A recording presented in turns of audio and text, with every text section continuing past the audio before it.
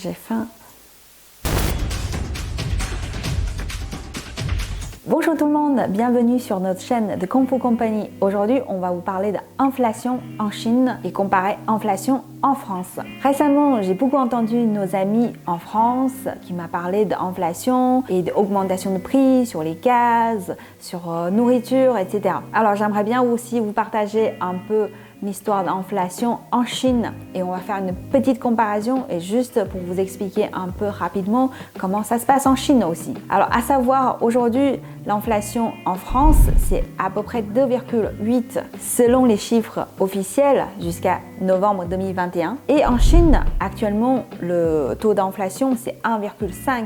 Alors on va pas dire que la Chine n'a pas d'inflation, c'est juste cette année est beaucoup plus bas parce que depuis 10 ans en Chine, ou on va dire depuis 20 ans, la Chine, inflation, c'est très haut comparé en France.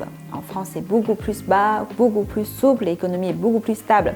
En Chine, comme il y a beaucoup de croissance économique, l'inflation est beaucoup plus importante aussi, surtout avec augmentation de prix immobiliers, beaucoup d'investissements qui étaient faits dans l'infrastructure et beaucoup d'argent a été jeté dans le marché aussi. C'est pour tout cela qu'il y a beaucoup d'inflation en Chine depuis on va dire 20 ans, 10 ans. Et en même temps, il faut être réaliste. Il y a une différence entre les chiffres d'affichés de l'État et aussi une appréciation des situations réelles. Donc bien sûr, souvent les consommateurs sentaient plus important l'impact sur le pouvoir d'achat et l'inflation que les chiffres réellement prononcés par l'État ou les chiffres officiels. Et alors, qu'est-ce que c'est la cause d'inflation en Chine? Parce que c'est des solutions court terme que l'État a mises en place, comme partout dans le monde.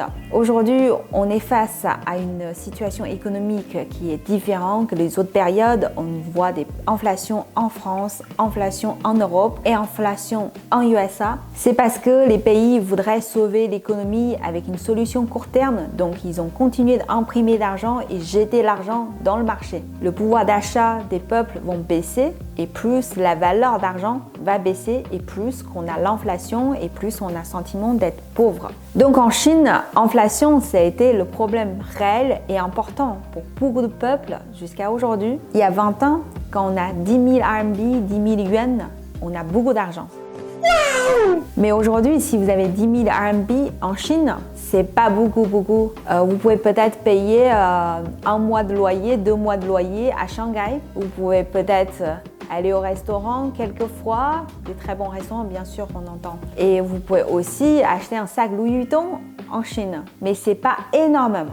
Il y a 20 ans, 10 000 RMB, c'est beaucoup d'argent. Vous pouvez presque acheter quelques mètres carrés de l'appartement avec ça. Vous voyez, l'inflation fait sur pouvoir d'achat et valeur d'argent est important, surtout avec le temps. Donc c'est pour ça, si on est face à une situation économique avec beaucoup d'inflation, il faut bien gérer son argent et bien investir. Voilà, donc je partage l'expérience de Chine avec vous pour vous donner un peu d'inspiration sur l'économie d'aujourd'hui, peut-être en France ou en Europe. Et j'espère mon partage vous a plu. Et n'hésitez pas à nous suivre sur Instagram, Facebook et surtout LinkedIn. N'hésitez pas à liker les vidéos et partager. Abonnez-vous. À très bientôt sur The Kung Fu Company. Au revoir.